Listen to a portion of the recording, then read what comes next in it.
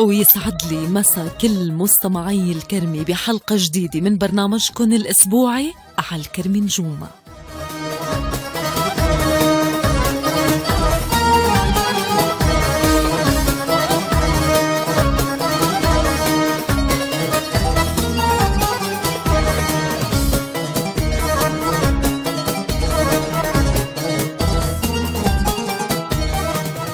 يا مسا الورد من جديد لكل مستمعي الكرمي. دائما نتمنى أنه تقضوا برفقتنا وبرفقة ضيوفنا المميزين أحلى وأمتع الأوقات.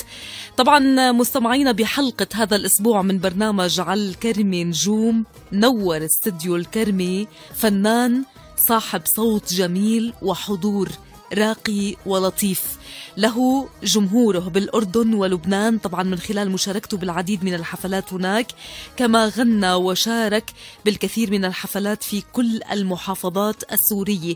تنوع غناؤه بين الطرب واللون التراثي والجبلي أيضا.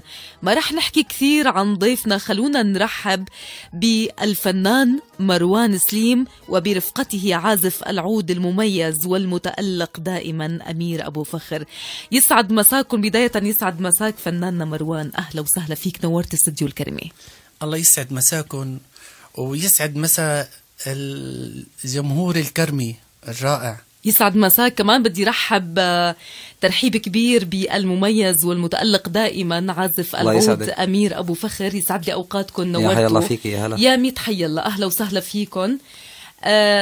محضر شيء، محضر لنا شيء، نحن بنحب الكلام الحلو. نعم. هلا بدي رحب بإذاعتنا الحبيبي الكرمي، الله يخليك، بس بطريقتي. تفضل. من خلال كلمات الشاعر حمد حمزي بنوجه له تحية، أكيد بنوجه، والشاعر معين شغامي بوجه له تحية عبر الإذاعة، والشاعر عصام عليوي كمان بنوجه له تحية. نعم. فهني حبوا يشاركوا معنا فرحتنا بوجودنا معكم من خلال الكلمات اللي بعثوا لي اياها. موجه لهم تحية كبيرة عبر أثير الكرمي. تفضل سمعنا.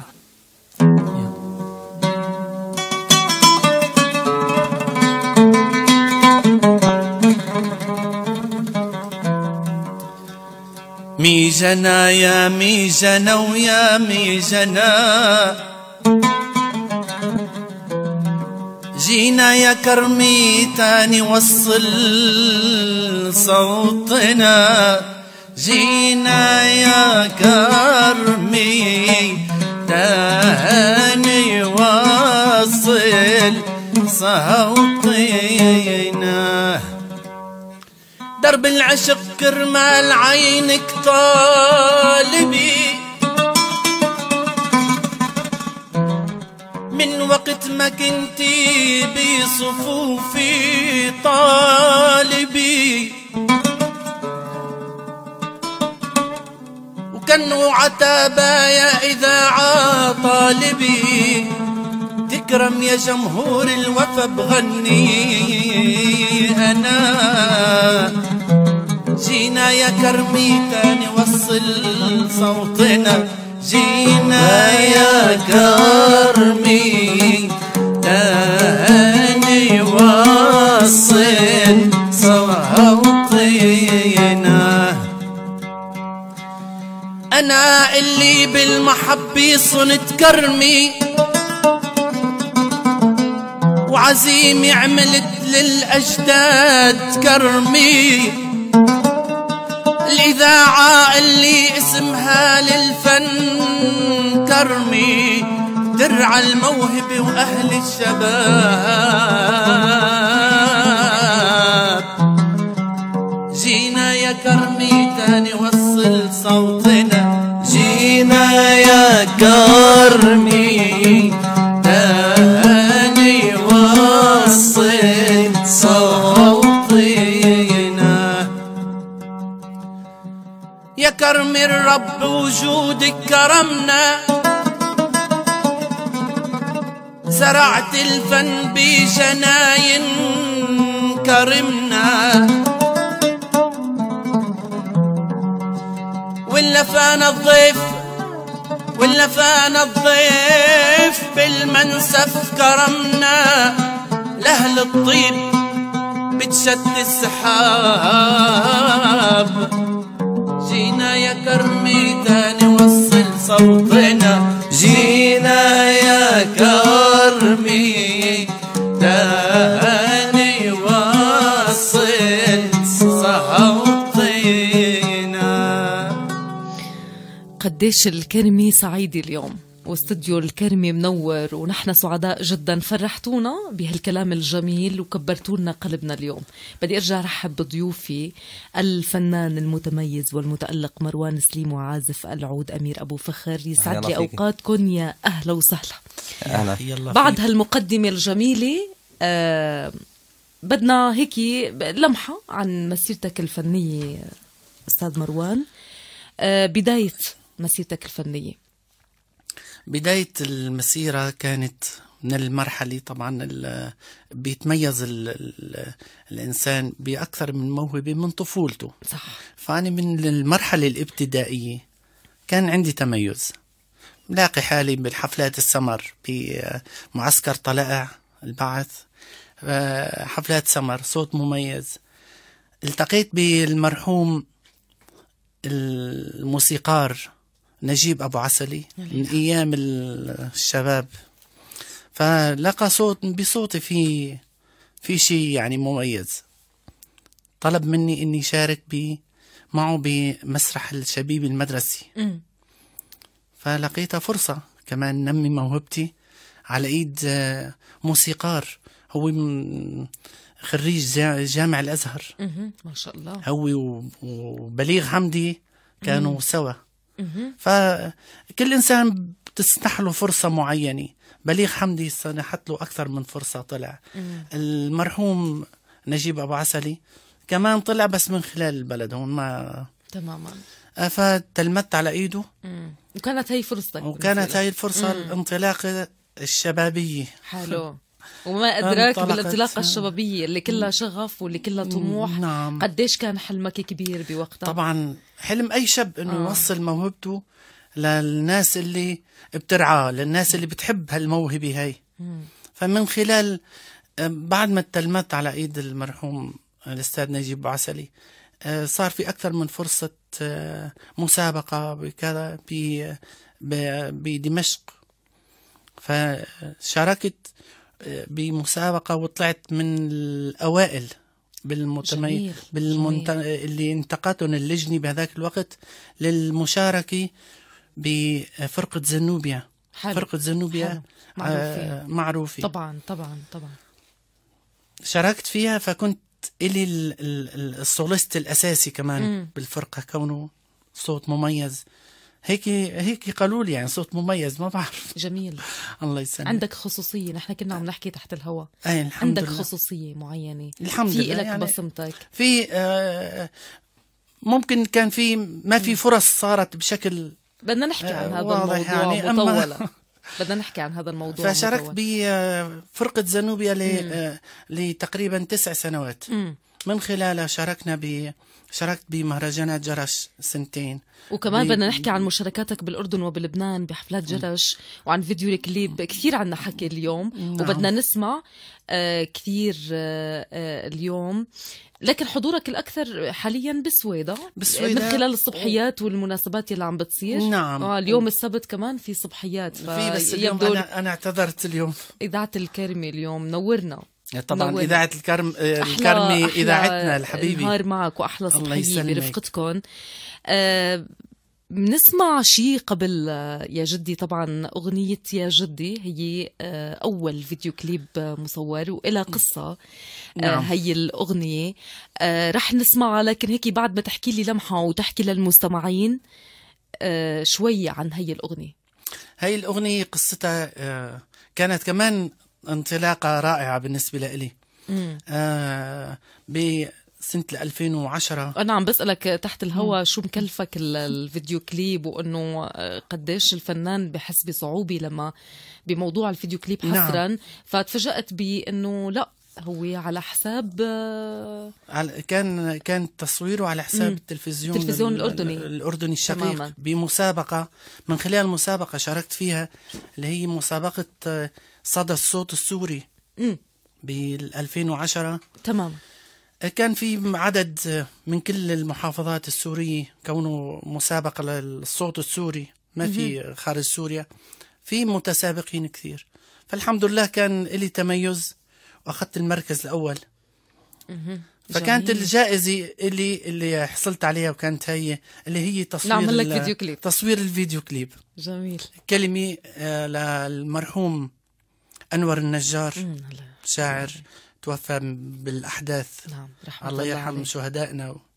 آمين. ومن ألحان فنان كمان المرحوم الأستاذ سعد الذيب، بس عطى يعني عطى البصمة باللحن الأخير لحبيب قلبي الفنان أسامة الذيب. أكيد نوجه له ألف تحية، نوجه له تحية. نعم. فتم تصويره وتم تسجيله. حلو. الحمد لله. يعني كانت وخصوصا أول تجربة مع الفيديو كليب. مع الفيديو كليب. نعم. فقدمت للتلفزيون الأردني، كونه هو كان راعي المسابقة، وانذاعت لفترة كبيرة جدا. حلو. عند أشقنا الأردنيين. نعم نعم. عندنا هون كان في فترة أحداث، ما انذاعت يمكن شيء 3 مرات أو 4 مرات بالتلفزيون السوري. كانت الفرصة لتنعرض بالتلفزيون، فما أخذت فرصتها هون. طيب شو رأيك نسمعها سوا؟ ومن المستمعين خلونا نسمع سوا أغنية يا جدي بصوت الفنان مروان سليم. نسمع سوا.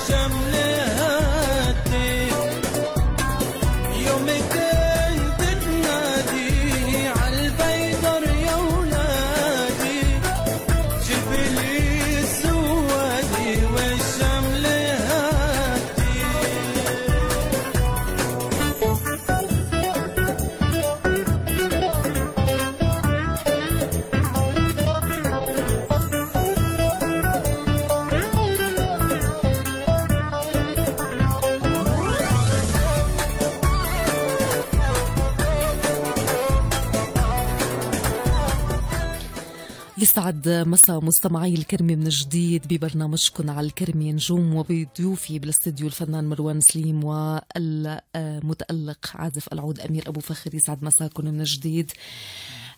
هلق منروح بدنا نسمع صوتك، وبدنا تسمعنا شيء. كنت عم تحكي لي إنه جينا على ذكر أغنية يا ريتك لو تيجي يمي، فأنا بقول لك لأذين العلي، قلت لي لا هاي مو لأذين العلي. بنحكي شوي عن هاي الأغنية قبل ما تغنيها، ما نسمعها بصوتك.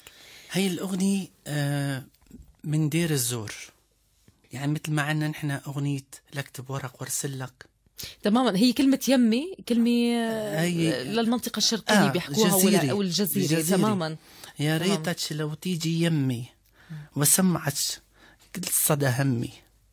طبعا لهجة الديرية. طبعاً. يعني أنا بأي مكان بكون فيه بغني بلهجتي، باخذ الأغنية وبغنيها بلهجتي، فناس بيحبوها من خلال أسلوبي أنا بالغناء. حتى لو كانت الأغنية ما بتخص سويدة، ما بتقولها هيك، بتحاول تقولها باللهجة البيضة. لا إنه عادي، أنت على طبيعتك وبصوتك بغني بصوتي وبلهجتي. حلو. الكلمة واللحن. تماما. فشاركت نحن عرجنا بداية الحديث إنه أنا كنت بمسرح الشبيب المدرسي. فكنا بدير الزور سنة 81. حفلة سمر كانت في فنانة رائعة هلق اسمها نهاد مداد. كانت تغني هاي الأغنية يا ريتك لو تيجي يمي، كانت تغنيها هي وشاب كمان من دير الزور. فأنا عجبتني الأغنية. أول مرة كنت بتسمعها؟ كنت أول مرة بسمعها، سمعتها مرتين، حفظتها الأغنية، حبيتها. غنيت الأغنية هاي عندهم، عجبتهم بصوتي بأسلوبي. فأنا قلت لهم أنا لكان بعد إذنكم رح أبقى غنيها بأي حفلة بكون موجود فيها. هني بوقتها ما قالوا لك انه هاي الاغنيه لمين؟ لا هي ديريه، كان في كاتب الاغنيه بس من هذاك يعني الوقت ما كانت معروفه. لا لما غناها أذينا العلي. لا ما كانت معروفه الاغنيه، فانا نشرت الاغنيه، صرت عندي حفله بحلب غنيها، حلو، تلاقي صدى إلها. عندي حفله بمشتى الحلو بطرطوس، تلاقي إلها صدى الاغنيه. بالسويدة هون انتشرت الاغنيه بشكل كبير. بنهايه الثمانينات كل اهلنا بالسويدة بيعرفوا انه هي الاغنيه لمروان سليم، وأنا كنت قل لهم يا عمي هاي الأغنية أنا عب غنيها، هي ديرية من دير الزور. فهي هني كانوا 3 أغاني، فأنا غنيت هاي الأغنية، ولسه في أغنيتين بسمعكم كمان مقطع من كل أغنية منه. كثير حلو، مقطع واحد يعني بس. تمام، بنحب هاي النمط. أنا بالنسبة لي بحب أسمع هاي النمط من الأغاني الديرية. خلينا نسمع يا ريتك لو تجي. يلا نسمع سوا.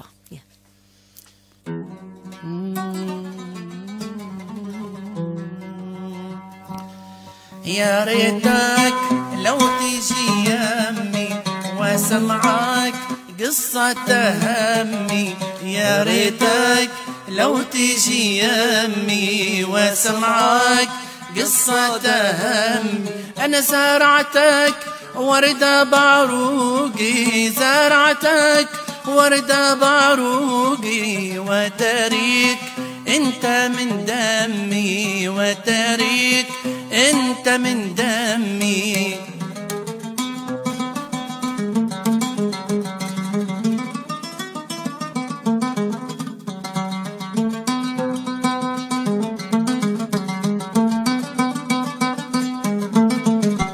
يا ريتك لو تجي يمي واشمك طيبة الشم، يعني يا ريتك لو تجي يمي واشمك طيبة الشم، يعني وضمك وبحيدر ضلعي، وضمك وبحيدر ضلعي، وخاف عليك والله من ضمي، خاف عليك والله من ضمي. يا ريتك لو تجي يمي وسمعك قصة همي. أنا زرعتك وردة بعروقي، زرعتك وردة بعروقي، وتريك انت من دمي، وتريك انت من دمي. تسلم هالصوت، يعطيك ألف عافية، ويسلم هالعزف. بتغني ألوان كثير، بتغني تراث جبلي طربي. حلو التنوع، حلو التنوع، بيفتح أفق للفنان، ما بيقوقعه ضمن مثلا مكان وزمان. أي تمام، لازم ينطلق بكل الألوان. وين بكل الألوان. أين تشعر إنه هون موجود؟ ايه تمام. بأي لون بتحس حالك إنك في ارتياح؟ هلا الشعبي داخلي، الشعبي كونه نابع من يعني من صميم الواقع المعاش، فهي هذه بتكون الكلمة واللحن صادقة تماما. فأنا بلاقي وضعي لك أغنية تمام. الحلو من ريقة سقاني شهد المنزل. المنزل يعني الشهد بينزل تمام. العسل من الشهد يا سلام. حكيته ما حكاني دشرني وفل. تعالوا نسمعوا، شو رأيكم؟ يلا منبلش.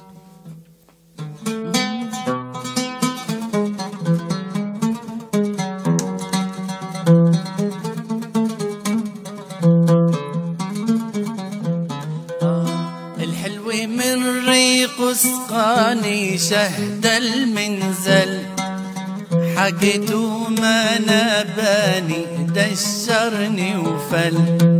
الحلوة من ريق سقاني شهد المنزل، حكيته ما نباني دشرني وفل.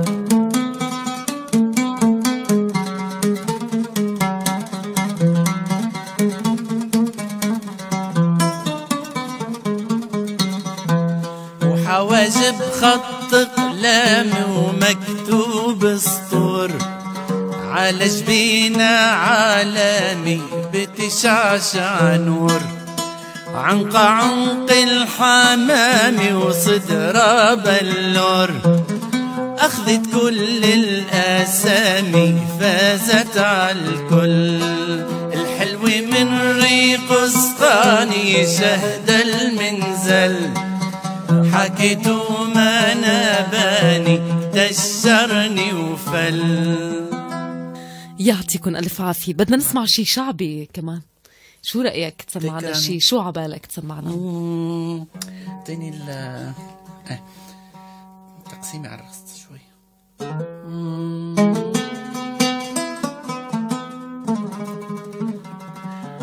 طبعا راح وجه تحية لأستاذي وحبيبي وصديقي أستاذ مفيد جباعي، نوجه له تحية كبيرة. هاي الأغنية من إعداده. نعم جميل، يلا نسمع.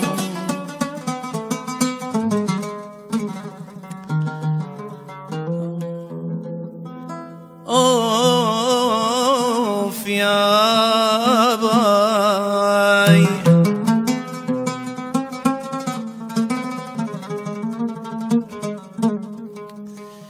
كرمنا الضيف كرمنا الضيف من قهوة ومنسف بلحم الضان من شتوى ومن صيف. يابا نلنا النصر من نخوة ومن سيف، كل ما نقول وين راحوا الشباب.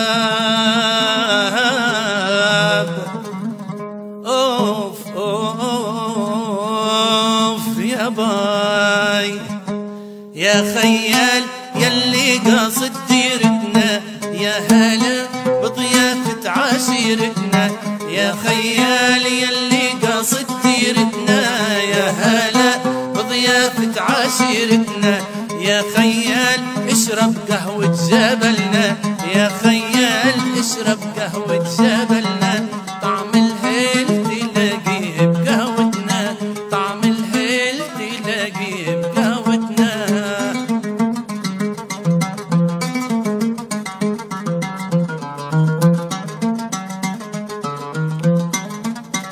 هلا الضيوف حنا عملنا المضافة والمنسف عنا رمز الضيافة. لا الضيوف حنا عملنا المضافة والمنسف عنا رمز الضيافة.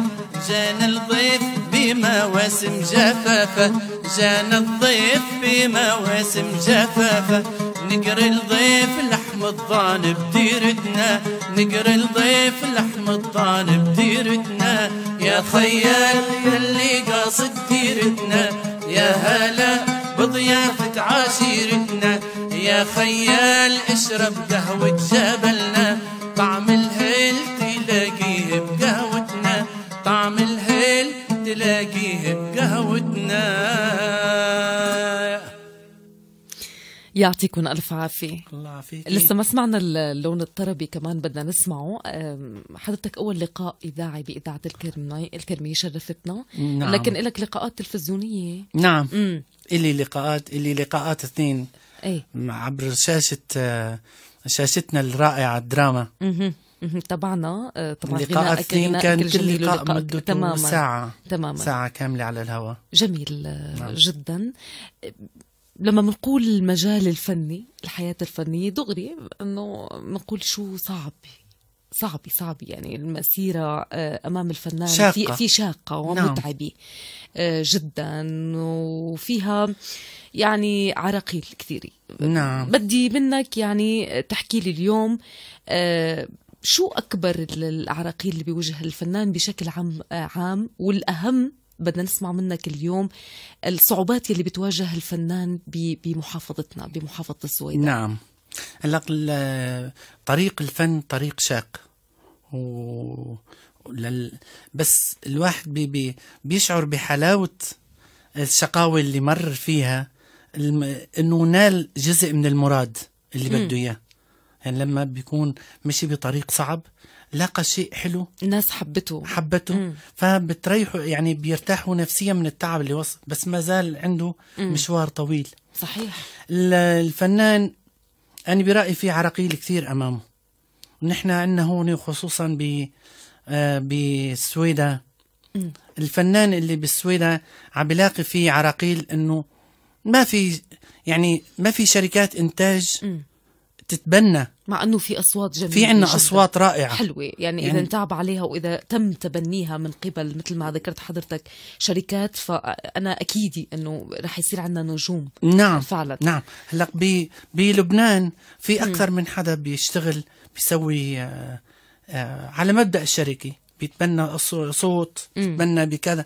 فنحن هون يا ريت بيكون عندنا في شركه تتبنى الأصوات الرائعة. في أصوات رائعة بجبلنا كثير، إحنا هون أصوات رائعة. بس يمكن اللي بيسير هاي القصص أو بيتحكم فيها المال والعلاقات، يعني شيئين الوضع الاقتصادي له دور كبير. طبعا له دور. نعم. هي يعني الفنان بده يطول باله كثير لا تجي الفرصة المعينة.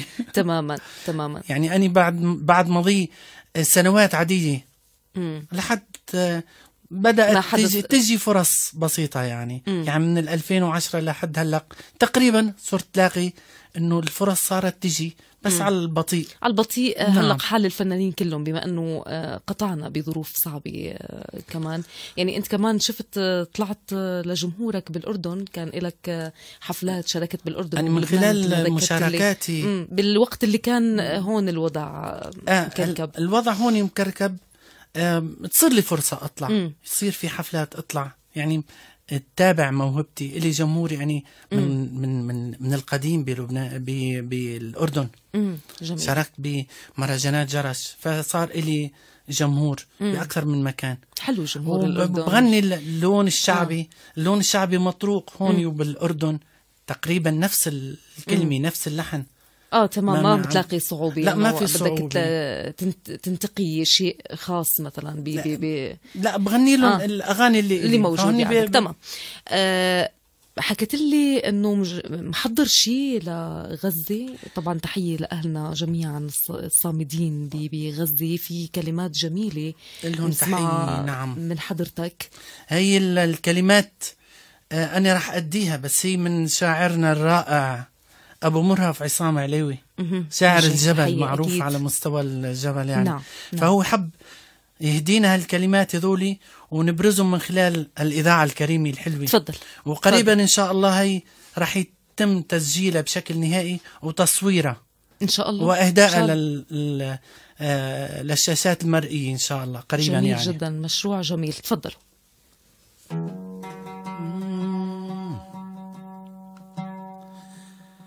نادي نادي نادي وطني العربي أرض جدادي، نادي نادي نادي وطني العربي أرض جدادي، شد العزم وشد الهم وفجر ثورة على الأعادي، نادي نادي نادي وطني العربي أرض جدادي، شد العزم وشد الهم وفجر ثورة على الأعادي.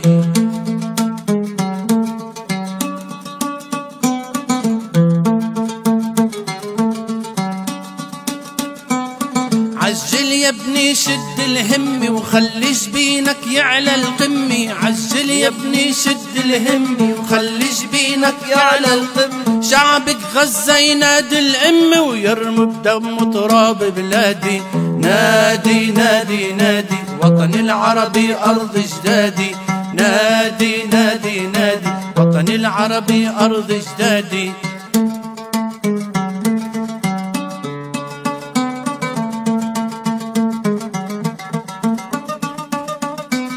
يروي بدم تراب القدس وغزة ورام الله ونابلس، يروي بدم تراب القدس وغزة ورام الله ونابلس، لو كانوا من جان وإنس ما ذاقت عين الرقادي، نادي نادي نادي وطني العربي أرض جدادي، نادي نادي نادي وطني العربي أرض جدادي، شد العزم وشد الهم وفجر ثورة على الأعادي.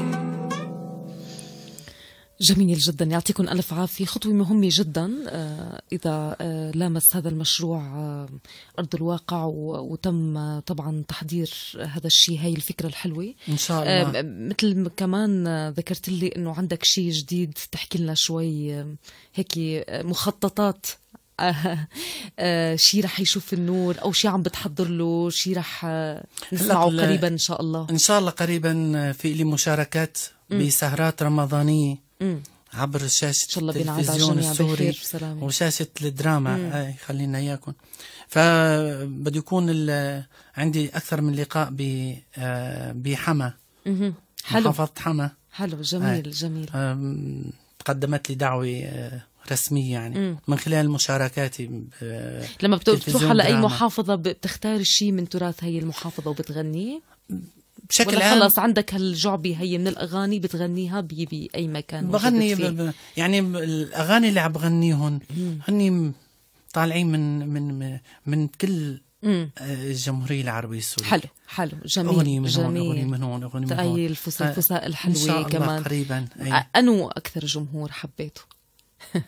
والله حسيت هيك إنه يعني حتما أني الجمهور اللي غالي على قلبي جمهور أهلي وحبايبي وبلدي السويدة، ومن ثم باقي المحافظات السورية، ومن ثم بالأردن الشقيق، بلبنان الشقيق. نعم. بدنا نسمع شيء كمان قبل الختام، شيء أغنية ما بعرف طرب ما سمعنا لسه لحد هلا. تماما بنسمعها من عندك ضياء، محضر لنا شيء انت طربي؟ في أغنية كثير بحبها، مع انه انا حابة اسمع شيء بصوتك قبل، او اذا حابب تغني شعبي ومنختم من عند مخرجنا ضياء بالاغنية الطربية يلي انت حابب تسمعنا اياها من عند مخرجنا. نعم. خلينا نسمع شيء لكان شعبي ولا شو انت؟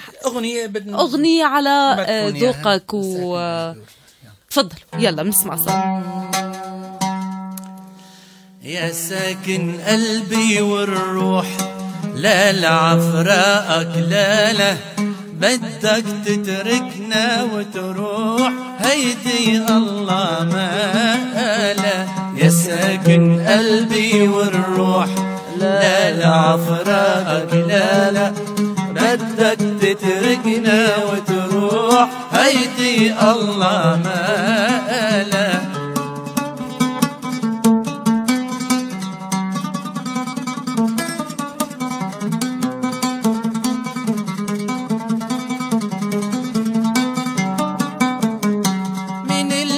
غير دربك وفرق قلبي عن قلبك، من اللي غير دربك وفرق قلبي عن قلبك. يا ويلي من حبك، يا ويلي من حبك، حط العلي وما شاله، بدك تتركنا وتروح، هيدي الله ما قاله. يا ساكن قلبي والروح، لا لعفراقك لا بدك تتركنا وتروح، هيدي الله ما قاله. يسلم هالصوت ويسلم هالعزف. عندك رسائل يمكن هيك حابب قبل ما نختم مع حضرتكم عبر أثير الكرمي؟ رسالة محبة، رسالة عتب؟ أكيد. هلا رسالة محبة بالدرجة الأولى. حلو. والعتب كمان محبة، لأنه أنا ما بعتب على شخص إلا إذا كنت بحبه. فأني رسالة العتب على والعتب عقد المحبة. العتب عقد المحبة طبعا. صحيح. رسالة العتب رح تكون لكل إنسان حبيب صديق بهمه مصلحة الفنانين، ياخذ بإيدهم. هاي رسالة العتب. أنا ما خصصت أي مكان، أي إذاعة، أي تلفزيون، بس رسالة العتب رح تكون على كل المعنيين بالجهاز الإعلامي، إنه ياخذوا بإيد الفنانين اللي بيستحقوا فعلا، اللي عندهم أصوات حلوة بدون أي حسابات أخرى، بدون لا بدون تماماً. أي حسابات تماما. ورسالة محبة، تحياتي القلبية لكل المستمعين، مستمعين إذاعة الكرمي، الكادر القائم على العمل، أستاذ ضياء الحناوي مخرجنا الحناوي حبيب القلب، اللي رح يسمعنا هلق بالختام أغنية لك طربية كمان. ولك كمان التحية الكبيرة لكل الحبايب نورتنا. تسلم. الله يعطيك ألف عافية. نتمنى لك هيك بالأيام القادمة تحمل مع كل النجاح والتميز والتألق لحضرتك فناننا مروان سليم. تستاهل التميز، تستاهل النجاح. نفتخر فيكم. الله يخليكي. شكرا لحضورك. نورت الإذاعة الإذاعة منورة بكادرها الإعلامي الموجود. الله يخليك. كمان بدي أتشكر المتميز عازف العود يلي أطربنا اليوم. الله يسعدك. أمير أبو فخر مو أول مرة بتزور الإذاعة، من أهل البيت.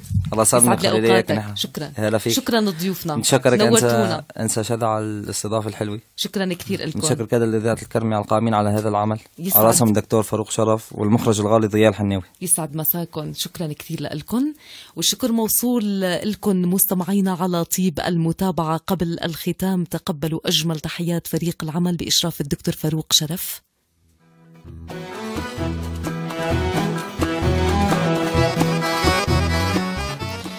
الإخراج ضياء الحناوي.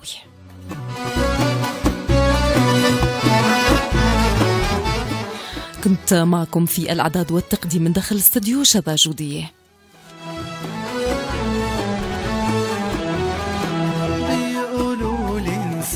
شوي بعمري كله ما نسيته، بيقولوا لي انسى شوي بعمري كله ما نسيته. احلى من الورد عالمي حلو شفته بصافيته، احلى من الورد عالمي حلو شفته بصافيته، الحلو شفته بصافيته.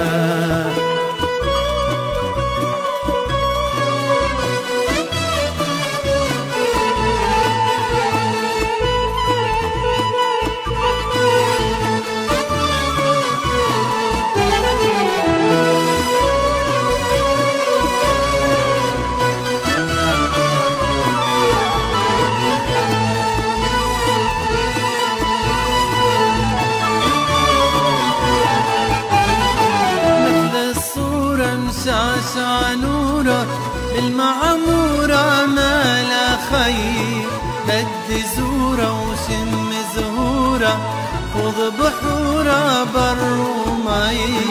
مثل الصورة شعشع نورة بالمعمورة ما لا خير، بدي زورة وشم زهورة خذ بحورة بر ومي. ندرت من شعرها زدولي كرمالي وقالت لطولي، ندرت من شعرها زدولي كرمالي وقالت لطولي. يا بيي ما هي معقولي تحرمني يلي حبيته، احلى من الورد عالمي حلو شفته بسويده، احلى من الورد عالمي حلو شفته بسويده، الحلو شفته بصافيته. بيقولوا لي انساها شوي بعمري كله ما نسيته، بيقولوا لي انساها شوي بعمري كله ما نسيته. احلى من الورد عالمي حلو شفته بصافيته، احلى من الورد عالمي حلو شفته بصافيته، الحلو شفته بصافيته.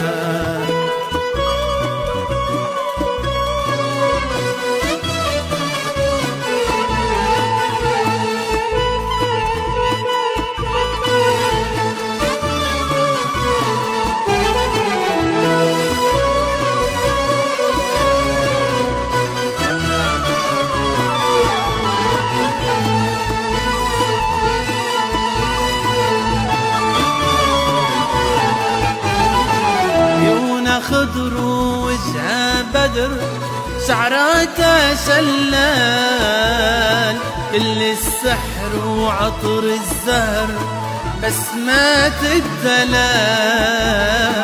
عيونه خضر وجهه بدر شعراته شلال، كل السحر وعطر الزهر بسمة الدلال ندرت من شعره جدولي كرمالي وقالت لطولي ندرت من شعره جدولي كرمالي وقالت لطولي يا بي ما هي معقولي تحرمني يلي حبيته أحلى من الورد عالمي حلو الشفته بسويده أحلى من الورد عالمي حلو الشفته بسويده الحلو الشفته بصافيته بيقولولي انساها شوي بعمري كله ما نسيتها